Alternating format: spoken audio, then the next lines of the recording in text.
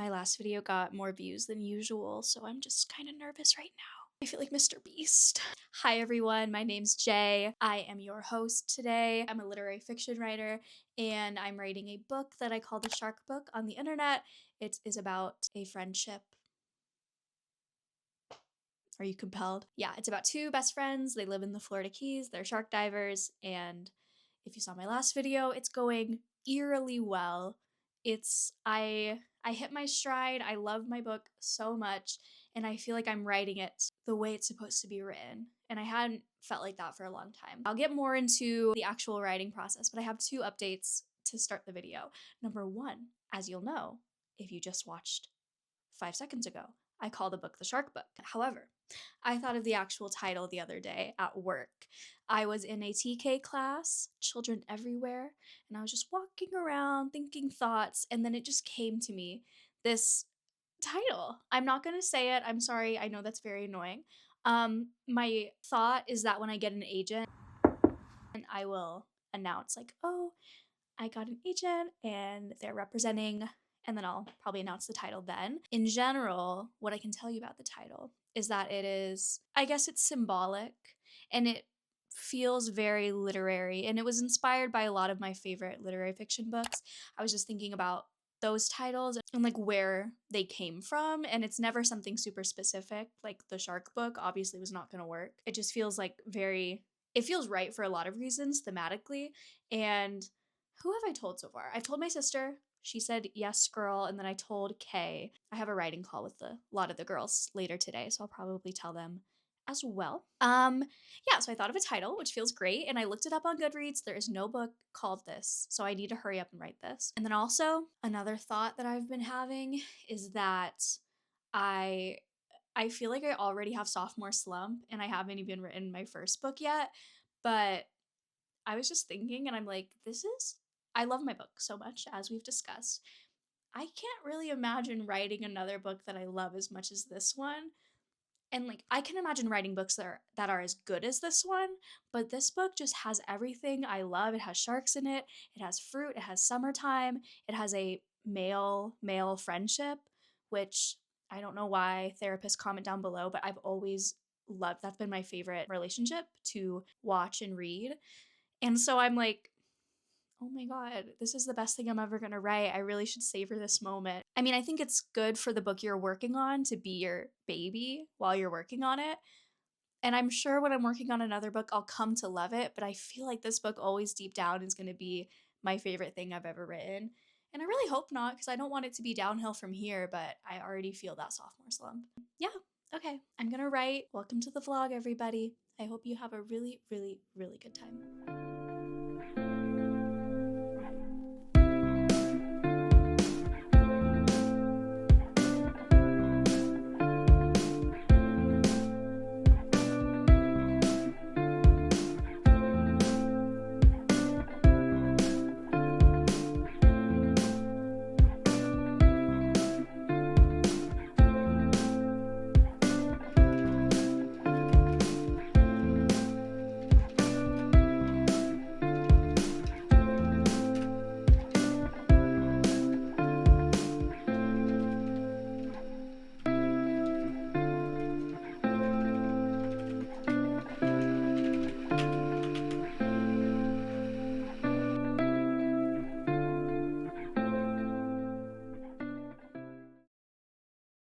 I just got off a writing call with the girls, and we did two 30-minute sprints. I told them my title, and you know what I got? Compliments. Yeah, I told them, and then they were telling me what they were imagining the cover would look like, and it's exactly what I'm imagining the cover would look like.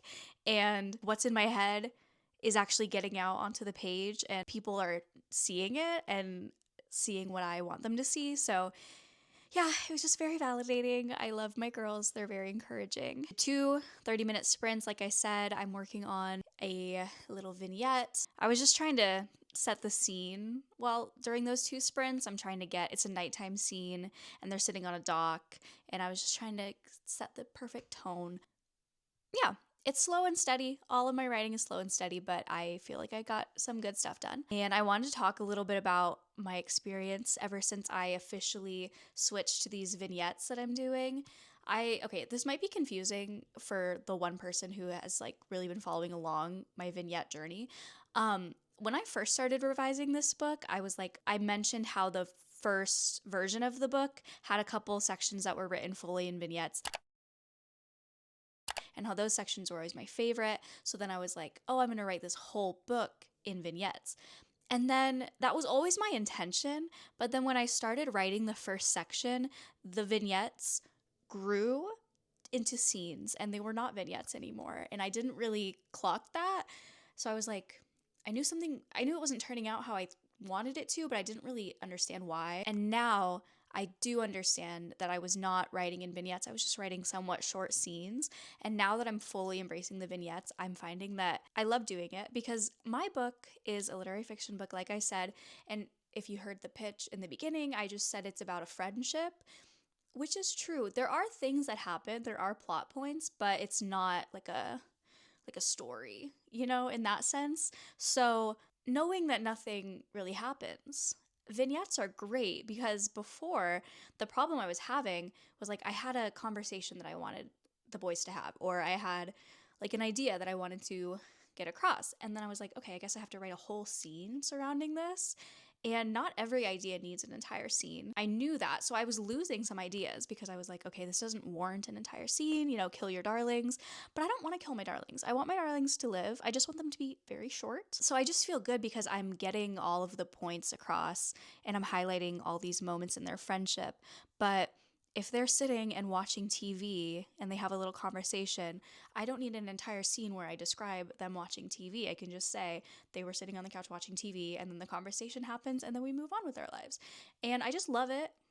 I just love it. And I love books that are written like this, and I don't know why it took me so long to unlock this, but I did, and we're here now. Yeah, I highly recommend a vignette if your scenes are boring and long, like mine were. I think I'm gonna work on this vignette a little bit more tonight. Before I go, a little reading update. I have been having really bad luck with reading recently. I've started a couple books and they felt really promising in the beginning, and then they just, not that they're bad, but it's just not what I thought, and then I'm not into it. It just felt like I haven't been making progress because even though I've been reading every day, I haven't been able to log a book in my reading log because I haven't finished one. So I decided I'm just gonna reread Martyr. I know this book is good. It will not let me down. Martyr is by Keva Akbar, and the main character, Cyrus. What's the other guy's name? Z? I think it's just Z. Yeah, Cyrus and Z. The way they interact and talk to each other reminds me a lot of my two main characters, so this seems like a good read. Yeah, okay, bye.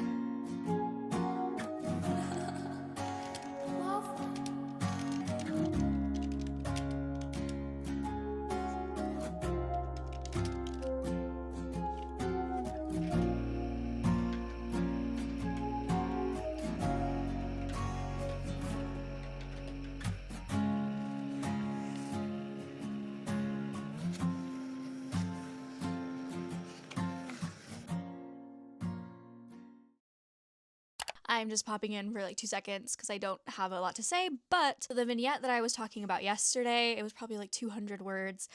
I probably worked on it for like 3 hours. Are those stats encouraging? No, they're not. Are they real? Yes, they are. I would never lie to you. I love the vignette. The reason it took me so long is that I was trying, I had a lot of details, like scene setting details, because I wanted to get this certain atmosphere across. And I felt like I needed a lot of details to do it. And then I was like, I just was stuck and something was off. So I was like, let me go read the vignettes that I've written so far that I really like and see what was going on in those. And I realized I did not have a bunch of details. I had a couple really specific ones. I was talking about this in my last vlog. I just forget lessons that I learned and then I have to learn them again. So I've learned it again. I had to be pretty brutal. I cut some things, but I think this vignette style is making me, I think it's improving my writing because I have to be really intentional about what I choose, because it's not that I want less of an atmosphere, but I just want the atmosphere to be set in a fewer amount of words. And so I got something I was really happy with. Oh, also I was noticing something about my dialogue that I am really happy with. The dialogue speaks for itself. I'm not a big adverb girl, but I feel like reading my scenes, I'm getting across what I want to get just based on like body language and then the dialogue itself. I feel great about my writing, and I'll come back to you when I have some kind of reflection or something.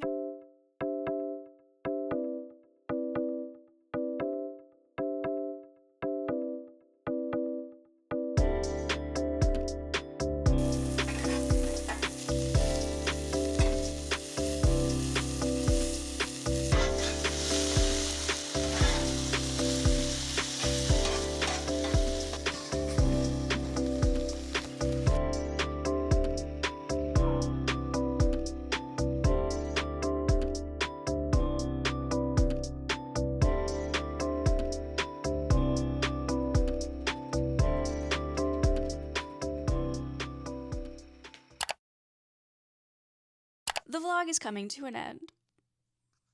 I'm gonna tell you how my day of writing went before I say goodbye. First thing, this is really random. So my main character's name is Sawyer, and sometimes his best friend refers to him as Soy, you know, just the first half of his name.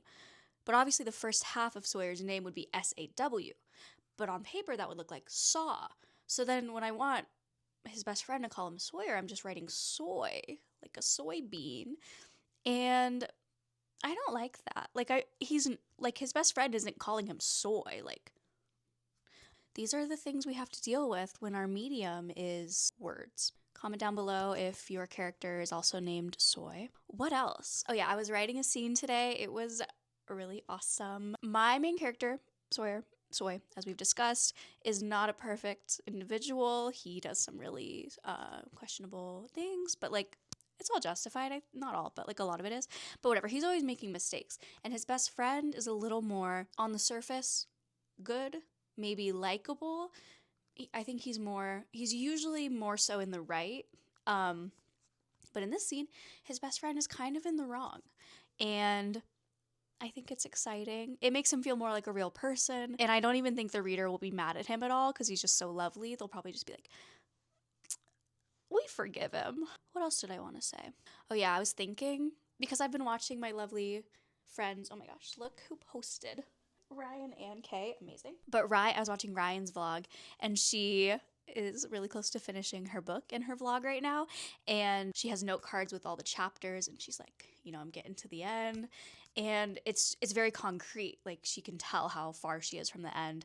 And because I'm not fully outlining this, and because it's vignette style and the plot is just a relationship, I was starting to get worried I wouldn't know when to stop the book, because I'm like, not like, I know when I want the book to stop in terms of what point of the friendship they're in or whatever, but I just mean like, how am I gonna know what details are relevant and which ones are needed? And then today I was working on that scene I was talking to you about, and I had another scene planned that I thought of a long time ago that I really liked.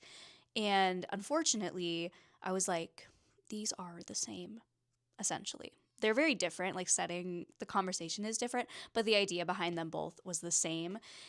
And so I had to kill one of them, RIP.